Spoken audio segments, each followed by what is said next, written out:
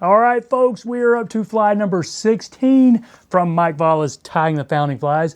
This one is called the Missoulian Spook. Now, it was created by Dan Bailey from Livingston, Montana, and it's kind of a cross between a Muddler minnow and the Bumblepuppy, which the Bumblepuppy was created by Theodore Gordon in the late 1800s. Now, it's kind of a complicated fly because there's just so much going on. It's got some turkey slips for a tail and the wing. It's got a red chenille butt, white body with silver tinsel, and then a couple of different deer hair components up front, and also teal flank feathers tied under the turkey slips, which the one you're about to see, I totally forgot those. So don't be like me, and if you want to tie this thing as it should be, don't forget the teal slips under the turkey. But overall, that's not a major component of the pattern, and I'm not redoing this video, and this fly is certainly going in my streamer box. So of the 16 flies I have tied from this book so far, I think this one is probably the hardest. At least it was for me, because you know, you have deer hair up front, kind of tied as a collar, and then you're also spinning deer hair for the head.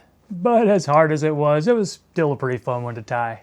So there it is in the vise, my first attempt at the Missoulian Spook. And yes, it's reminiscent of a Muddler minnow or even the Bumblepuppy. Now, sizes for this recommended 6 to 12. And I don't think I could tie this down on a 10 or 12. There's just too much going on. So I'm going with a size 8. That's a 5 extra long. Actually, the Mustad 9674. And I'm using white thread. I've stepped this up to a 140 denier. Just need the thicker stuff because I'm going to be spinning deer hair in just a minute. And for the tail, just as light of a mottled turkey slip as you've got. So we'll go with that one right there. Try to catch it in, okay, right on top. It's going to bunch up a little bit on me, but we can adjust that, and I think we're going to be just fine with that right there. So a couple of wraps going forward. We'll snip off this front excess. And now we do have a butt, just medium red chenille. And I've stripped off a little bit, left the thread core right there, which will make it a little easier to catch in. So try to catch that in without mangling my tail up too much. Okay, I think that's fine right there. Now we're going to do 2 wraps of this, see what that looks like.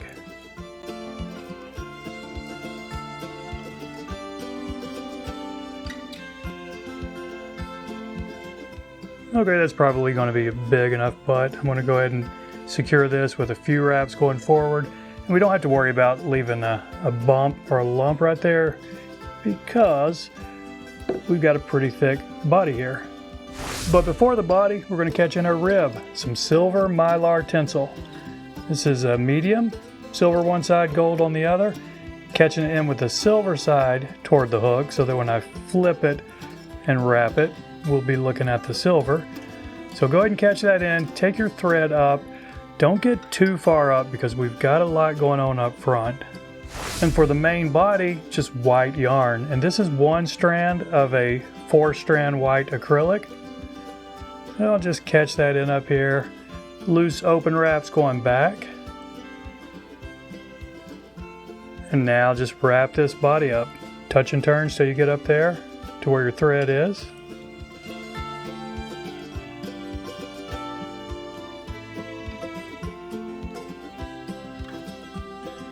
Okay, I think that's fine right there. Let's catch this off. And I've got a little bit of red showing under my white there. Oh, that's kind of a bummer. We'll see if this tinsel will hide it. Yeah, we can pull that off. So go ahead and wrap this up, just whatever you think looks appropriate. Try to get them evenly spaced.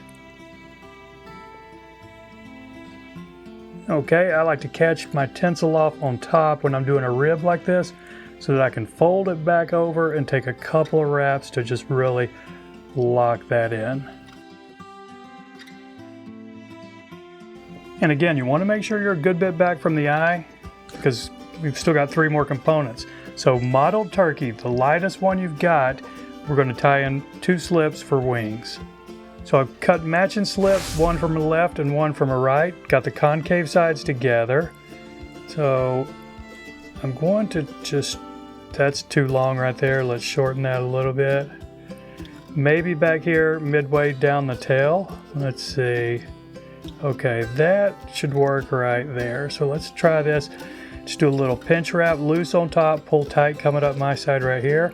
Second wrap, and then we'll check our wings. Okay, they're going a little askew on me, but I like the length, and I think they're going to be okay right there. So now we can do a couple more wraps to secure these and snip the excess up front. And the last two components, deer hair. First one, going to be some natural hair. So take a medium-sized clump, put it in your stacker. See if that's stacked okay. Should be fine. And this one is going to be a collar, so I'm going to lay it up top, and that might be a little bit more than I want. So what I'm going to do is grab the tips and then just try to smooth it or thin it out a little bit by taking some of those in the middle.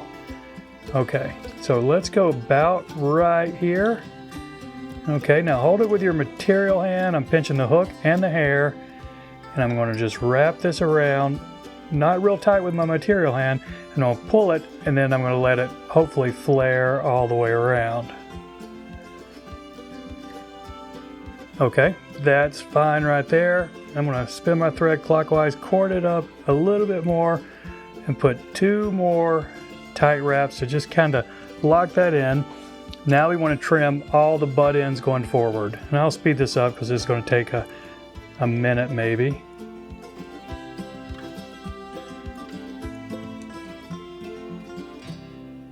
Okay, a minute later and we've got our collar hair kind of wrapped around it. I am going to spin a few wraps right here just to try to smooth this area out.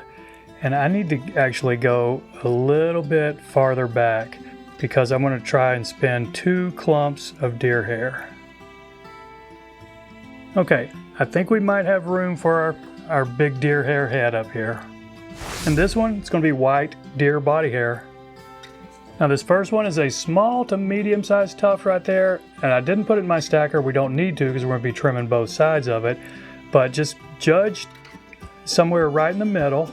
I'm going to spin my thread clockwise, kind of cord it up a little bit, and now I'm going to put one loose wrap right there, and then the second wrap will be a little bit tighter as it spins around, and then the third wrap can be a little tighter still. So we've effectively spun that all the way around, and when I'm spinning deer hair like this, I will try to zigzag another wrap up through there, and then pull everything back and get my thread right in front of it because I'm going to do one more tuft just like that one. Now again, about a similar size tuft, and you don't need to stack it, but you might want to pull any guard hairs out, any underfur, not guard hairs, underfur, if you have any. So let's do the same thing right here, loose wrap, kind of, and then we get a little bit tighter on that second one, and then the third one is tighter still. And I'm putting quite a bit of tension on this thread. That's why we needed a little bit thicker of a thread. So I'm going to pull everything back, take a couple wraps up here, and try to flatten out an area where I can get my whip finish before I go back to trim all this deer hair. So this part can be a little tricky, just kind of zigzagging your whip finish through there. You don't want to trap too many going forward. I mean, if you do, it's not the end of the world. You just have to trim them. And see that I have, maybe I can pull those back and try again. Try to get a wrap or two up there. Okay, that might have worked. Just want to be careful you don't clobber your eye there. All right, now snip this thread. Take a look. I've got a couple going forward that are going to be a little bit annoying. And now this is really the trickiest part of the fly. We want to trim all this white deer hair without trimming the natural deer hair that we have flared back. That's kind of the collar on it. So if you can pull these all up, and if you've got a razor blade, that sometimes makes it easier. If not, just use your scissors. It'll just take you a minute or so to do that. So I'll speed this up and just slowly give it, you know, a haircut. Go all the way around. Take a little bit off at a time because, you know, you can't put it back on. You can always go back and keep sculpting it.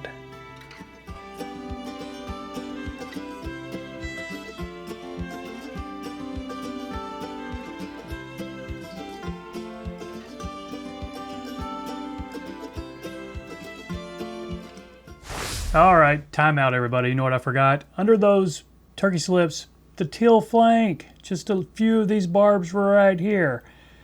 So if I tie another one of these tonight, I will make sure I get them on there, but I'm not going to redo the video just for that. Just if you want to be original, make sure you put a little teal flank under those turkey slip wings. So that's it, my friends. I appreciate you watching. Y'all take care, and we'll see you next time.